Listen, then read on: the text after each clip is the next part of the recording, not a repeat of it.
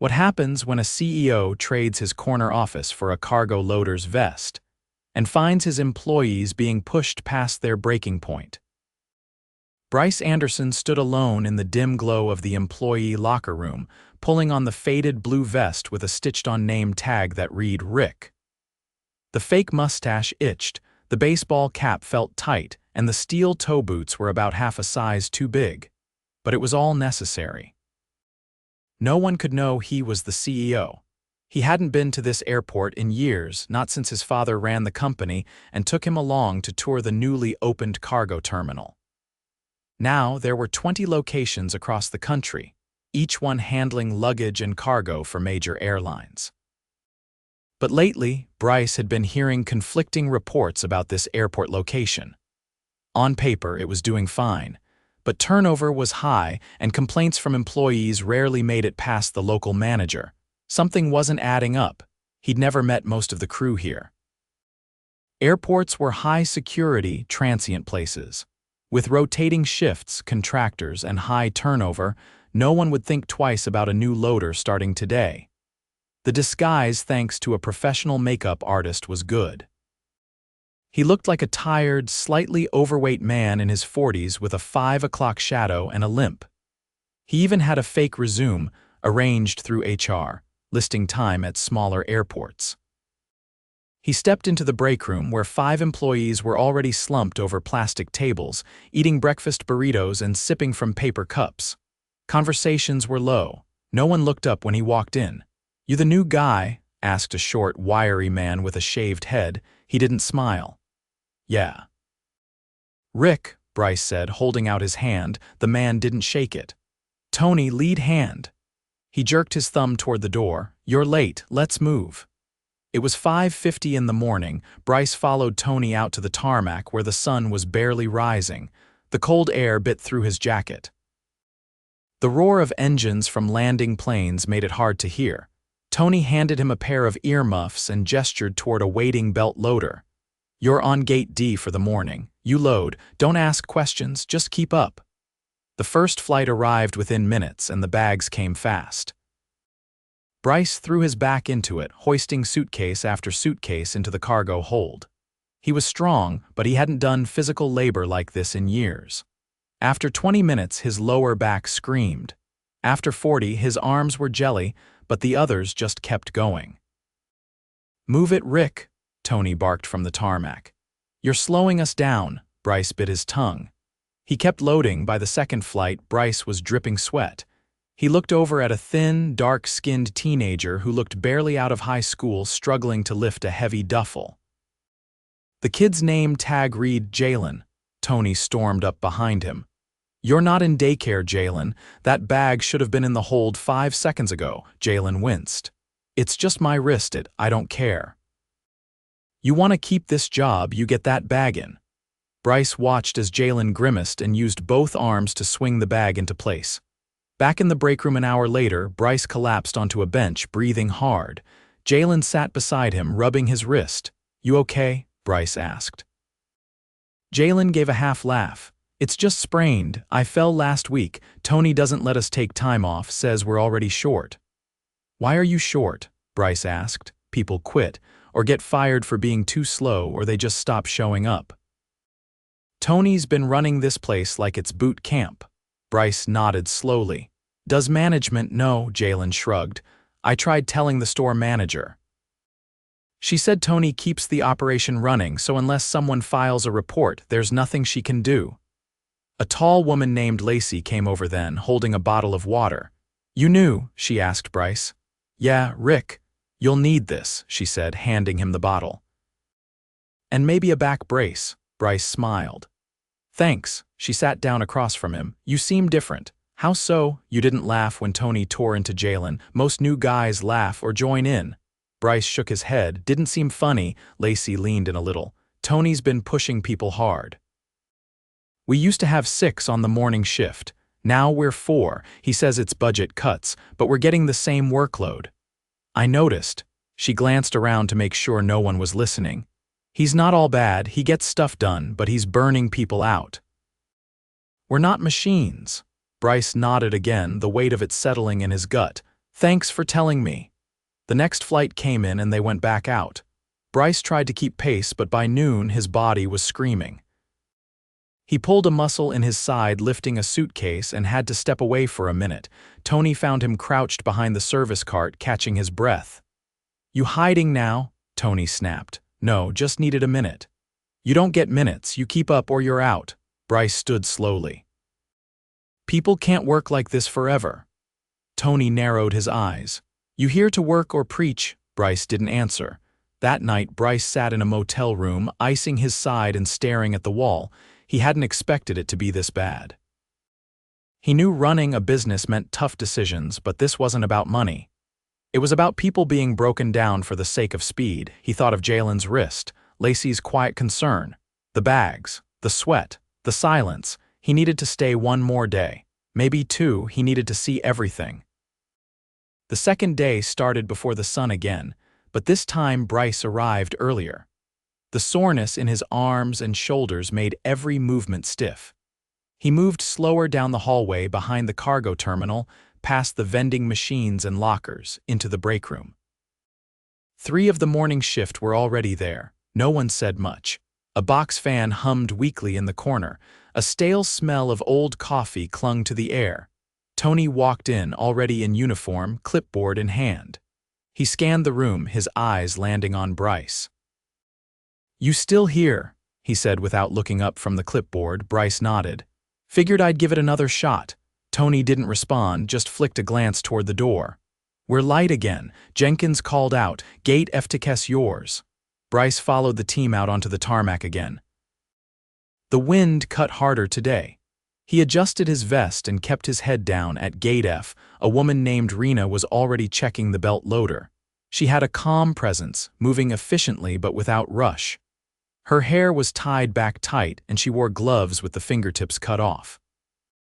You're Rick? She asked, glancing over her shoulder. Yeah, I've been doing this gate solo since last week.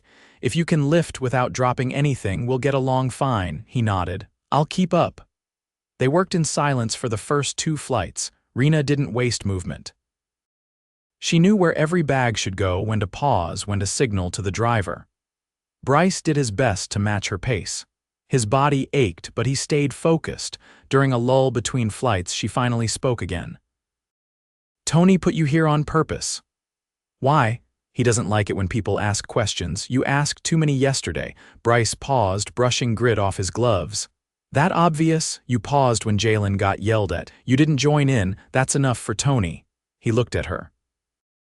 You ever think about leaving? She shrugged. Every week. But I've got 2 kids. My mom helps during the mornings. I can't start over again. This job's rough, but it's steady. They heard the low rumble of the next inbound flight. Bryce motioned toward the belt. Let's get through this one. They loaded for 20 minutes without a break. One of the suitcases split open halfway up the conveyor, spilling clothes. Rena didn't flinch. She gathered the contents and re-zipped it, then gave the ramp worker a look sharp enough to stop a second mistake from happening. Back in the break room hours later, Bryce sat across from a man named Micah, who had just come in from Gate B. His shirt was soaked with sweat down the back, and he leaned against the table like gravity had doubled. You were on F? Micah asked. Yeah, Rena's solid, but she's been covering for missing loaders for weeks. Tony pulled 2 guys off her shift last month and never replaced them. Bryce leaned forward. Why not? Budget supposedly, but we're still hitting flight targets, so corporate's not looking hard. Bryce kept his face neutral. You ever talk to anyone higher up? Micah gave a tired laugh. What, like call the hotline? And then what? They route it back through local management. You get labeled a problem and your shift gets worse. The room quieted as Tony stepped in again. He didn't say anything, just pointed to 2 names on a whiteboard and motioned toward the door. Micah got up without a word. Another man followed. Bryce waited a minute, then turned to Rena, who had just come in with her gloves hanging from her waistband. Do they ever rotate people off the heavy gates? She shook her head. Not unless you collapse. Then they send you home and dock your pay. Has that happened? She nodded once. 3 weeks ago, guy named Hector.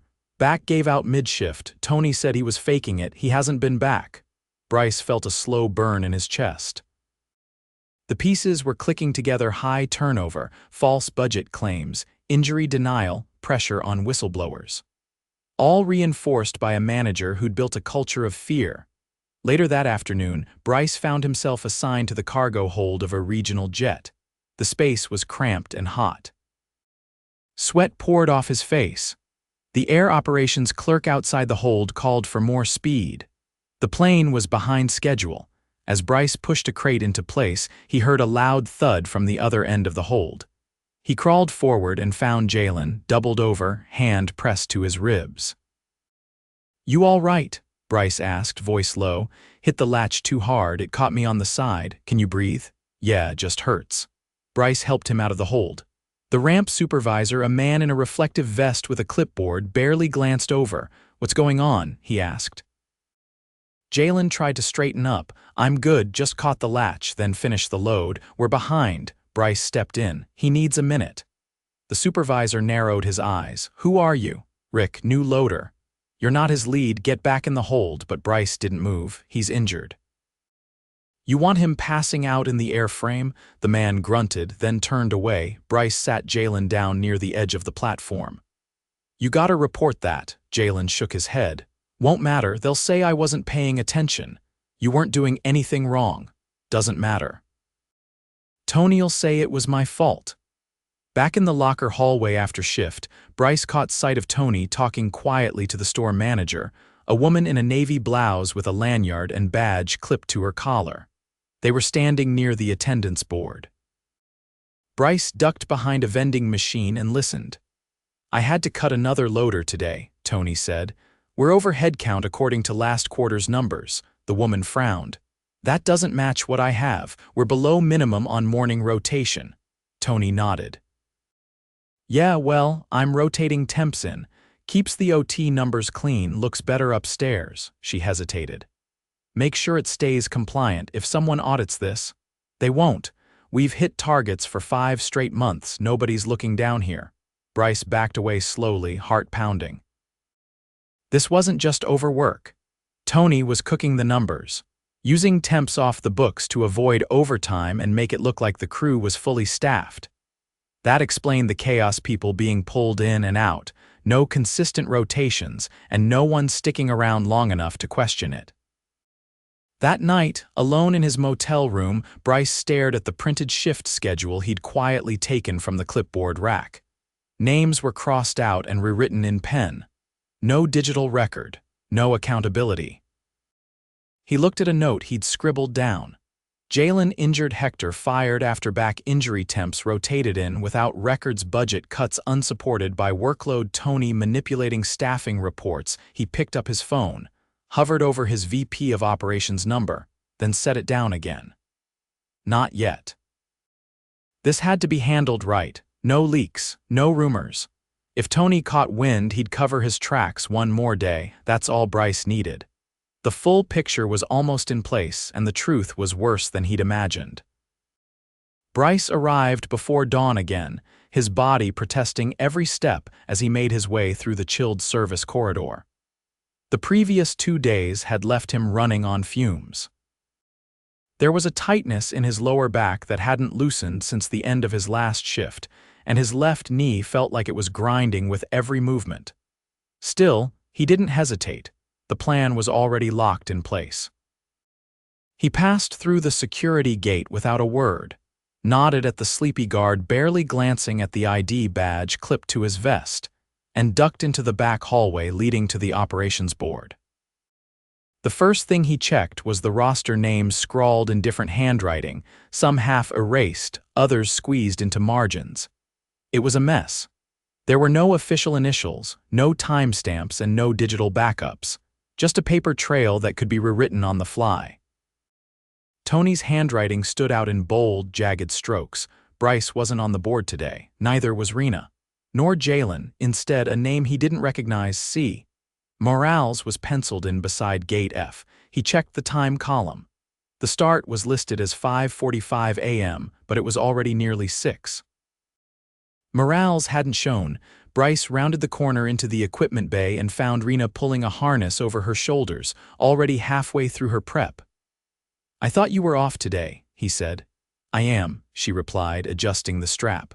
"But Morales didn't show and Tony called me at 4. Said if I didn't cover, he'd call someone else in and bump me down for next week's rotation.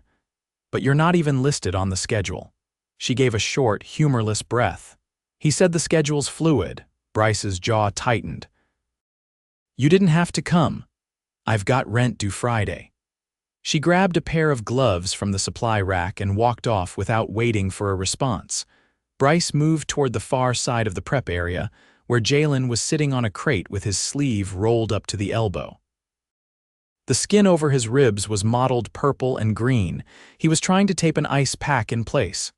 "You shouldn't be here either," Bryce said, crouching next to him. "I'm not. I'm just waiting for Tony to tell me if I'm on or not." Bryce scanned the area. "You're not even scheduled," Jalen shrugged. "Doesn't matter. He sometimes adds people last minute if there's a no-show. If I leave, it counts as a walk-off." Bryce sat next to him, lowering his voice. "You're hurt. You could file a report." Jalen didn't look up. "And be out of work for 2 weeks while they review it." "I don't have 2 weeks." Before Bryce could respond, Tony's voice cut through the noise from across the room. "Rick, gate C now." Bryce stood, locking eyes with Jalen for a second before walking off. The kid never said another word. Gate C was a smaller regional connector, but the freight load was surprisingly heavy. Bryce joined a man named Carl, an older worker with sun-worn skin and a limp that forced him to shift weight constantly as he loaded. Carl didn't talk much.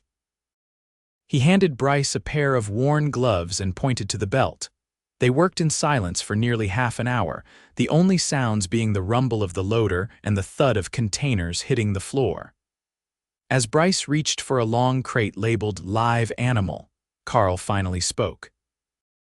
"You see the dog yesterday?" Bryce shook his head, came in from Denver, sat on the tarmac for close to 40 minutes because Tony wouldn't release a loader early. "Dog overheated, didn't make it." Bryce paused. "No one called it in. Supervisor said it was a miscommunication. Airlines eating the cost. No one here got blamed, but we all know what happened." Bryce slid the crate into the hold, slower this time. "Why doesn't anyone say anything?" Carl leaned on the side of the cart, catching his breath. "Years ago, we had a foreman named Lou, good guy. Called out a safety issue on a hydraulic lift. HR sent someone down. A month later, Lou was off the schedule, restructuring. Since then, people keep their heads down. They loaded another 30 minutes before being rotated out." Bryce felt the pull in his side again, sharper this time. He excused himself for a water break and slipped into a service hallway near the secondary break room, where he found Lacey leaning against a vending machine, sipping from a thermos. She looked at him. "You're limping." "I'm fine." "You don't look fine." He leaned against the wall, catching his breath. "How do you all keep doing this?" She stared at him for a second. "Because it's a job, because we don't have better options. Because someone has to make the bags move." He gestured to the hallway. "There's a pattern here. People getting rotated off the schedule without cause, injuries ignored, performance manipulated. Doesn't anyone push back? We tried last year." Brought concerns to the district manager when she visited. "Tony gave us a week of clean shifts, smiled through the tour, and then the next month, 2 of the people who spoke out were let go for attitude. After that, nobody said anything." Bryce looked down the hallway, his pulse pounding in his ears. What if someone higher up saw what was happening? What if they stepped in? Lacey narrowed her eyes. "Then they'd better do more than send another clipboard and a checklist, because we've had enough talk." That was the moment. He felt it settle in his chest like a locked bolt. He walked back out to the loading bay and found Tony near the fuel truck, clipboard in hand. Bryce approached slowly, waiting for a lull in radio chatter. Tony looked up. "What now?" "I need to talk to you," Bryce said. "Make it quick. I've got 3 gates behind. I'm not Rick." Tony blinked. "What? My name is Bryce Anderson. I'm the CEO." The clipboard slid from Tony's hand and hit the pavement with a crack. For a moment, there was only the sound of jet engines roaring in the distance. That's not funny. Bryce pulled his badge from his vest pocket, not the fake one, the real one. With the company crest, security clearance designation, and his name printed in bold, Tony's mouth opened slightly but no words came. "I've been here for 3 days," Bryce said. "I've seen the falsified schedules, the staff cuts, injuries ignored. You've been misrepresenting staffing levels and manipulating reports." Tony's face drained of color. "I did what I had to do to keep the operation running. You did what worked for you, not for them." Across the bay, a few loaders had noticed the confrontation. Rena stood frozen near a belt loader. Carl had stopped mid-lift. Even Jalen, still taped up and holding his ribs, had turned toward them. Bryce didn't raise his voice. "You've put people in danger. You've created a culture where they're afraid to report injuries, afraid to speak up. That ends today." Tony took a step back. "I wasn't given enough resources. I had to make judgment calls. You made selfish calls. You cut corners and blamed the fallout on the people carrying the weight." The silence that followed was heavy. No one spoke. No one moved. Bryce broke it. "You're relieved of duty, effective immediately." Tony's eyes flicked to the crowd gathering. "You can't just, I can, and I have." He turned without waiting for a response and walked toward the break room. Inside, he found the store manager still reviewing manifests at her desk. She looked up, startled. "Can I help you?" He set his real badge on the table. "I'm assuming you've heard part of what's happening already." She paled slightly. Yes, Tony said operations were tight, but no more excuses. I need you to gather every shift lead and operations assistant." "We're doing a full audit starting now." She swallowed hard. "Of course."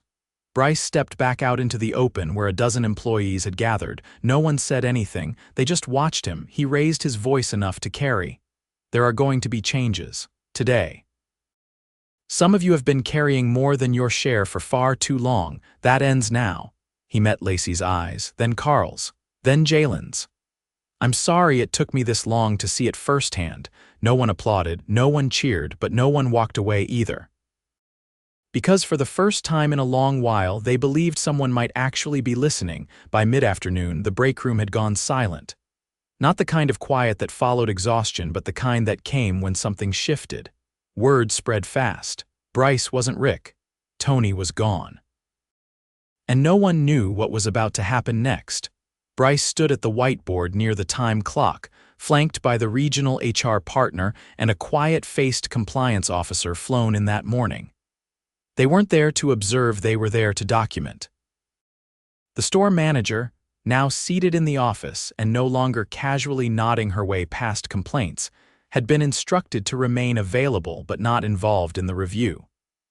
Bryce wasn't going to risk oversight being filtered through someone who let this all slide. He turned to Carl and Rena, both seated at the table. "I need your help with a staffing map, not what's on paper, what's actually happening." Rena glanced at Carl, then back at Bryce. "You're auditing the gate logs, not just that. I want to know who's covering what, when, and under what conditions. I want to see every shift since March." Carl leaned forward, his hands folded. "You won't find most of it in writing. We'll go off memory where we have to," Bryce said. "But I'm rebuilding the schedule from the ground up." Rena reached for her notepad. "Then you'll want to see how often people are being yanked from gate to gate mid-shift. That's where the real damage happens." Bryce nodded once. "Let's start there." Across the room, Jalen sat with his arm in a sling, his ribs finally looked at by a company-approved medic sent on site. The injury wasn't severe enough for hospital care, but he'd been placed on restricted duty. Bryce had insisted he be paid at full rate regardless. Lacey entered last, her expression unreadable as she crossed the floor toward Bryce. "You asked to speak to me?" "I did," he said. "You mentioned something yesterday about talk not being enough." Her eyes stayed steady. "That still stands. Then help me rewrite the policies. I want someone from the floor involved, someone who knows how the system was used to silence people." She folded her arms. "You're serious." "I've never been more serious." She sat without another word. An hour later, Bryce sat with the regional HR partner, reviewing the preliminary findings. The misrepresentation of hours was worse than expected. At least 3 months of shift logs showed names that didn't appear on payroll. Several of the temp workers Tony had brought in had been hired through non-approved vendors, sidestepping company vetting procedures. They were never background checked, the HR partner said. Bryce didn't blink. Then every single one of them needs to be accounted for immediately. We'll need to run retroactive screenings. Do it. The compliance officer looked up from his laptop. There's another issue. 2 workers terminated last month were missing formal write-ups, no documentation, just handwritten notes from Tony. Bryce exhaled slowly. Names, Hector Ruiz and Marla Jennings, he stood. Get me their contact information, I'll call them myself. The room stilled. You're calling them? The HR partner asked. They were pushed out of this company by someone abusing their authority. I'm not hiding behind a department. By the time evening settled over the runway, the operation was running, but barely. Bryce had approved emergency overtime pay for the remaining loaders, but capped shift lengths to 10 hours, no exceptions. That meant the work was moving slower, and some flights were slightly delayed, but no one pushed back. For the first time in months, loaders were being told to stop, to breathe, to take water breaks without being stared down for it. Rena had quietly stepped in to help coordinate rotation. She didn't ask to lead, she just did. Bryce took note. At 7, he stood in front of the team. The break room was full. Some stood against the wall, a few sat on overturned supply crates. Everyone was watching him. I've seen what this place has become, Bryce said, and I've seen what it could be. No one interrupted. You've been asked to carry more than your share. And when you pushed back, you were punished or ignored. That ends now, but it's not going to be fixed overnight. We don't have enough people. We don't have enough structure. But we're going to rebuild that starting tomorrow. Lacey raised her hand. What about scheduling? We're moving to a digital timekeeping system. No more handwritten logs. You'll clock in and out on a secure badge system. Every hour you work will be traceable. Carl leaned forward. And if we're short, then we're short. But we won't solve that by breaking people. He pointed toward a stack of folders on the table. We're opening internal applications for shift leads. If you've been doing the work unofficially, now's your chance to do it with recognition and pay. Micah, who had barely spoken since the reveal, raised his voice from the back. What about Tony's people? The ones who looked the other way? They're being reviewed. Some might stay, but only if they're willing to be retrained under new standards. No one gets a free pass. The room held a long silence, not of doubt, but of processing. No one cheered. No one clapped. This wasn't a celebration, it was a correction. Later that night, Bryce sat alone in the office Tony once used. It didn't feel like a command center, it felt like a bunker. The desk was scratched. The walls were bare except for a single laminated printout of flight codes and a faded motivational poster about deadlines. He picked up the office phone and dialed the number HR had provided for Hector. The man's voice was cautious but clear. I want to apologize, Bryce said. You were let go without cause. We're offering reinstatement with back pay and a formal apology letter. If you choose not to return, we'll still honor the compensation. There was a pause. You're the CEO? I am. I never thought I'd hear from anyone up top. Well, Bryce said, neither did I. He made the same call to Marla. She asked fewer questions. She didn't sound angry, just tired. She said she'd think about it. That was enough. At dawn the next morning, Bryce changed out of the cargo vest for the last time. He left it folded on the bench in the locker room, alongside the steel-toe boots and the frayed gloves.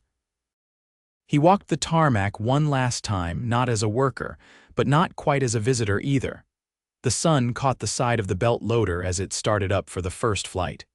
Rena stood at the controls, issuing hand signals with quiet precision. Jalen sat nearby, clipboard in hand, temporarily reassigned to safety checks while he recovered. Bryce watched them for a moment, then turned and walked toward the terminal where his car was waiting. He didn't look back. There was too much work ahead for that.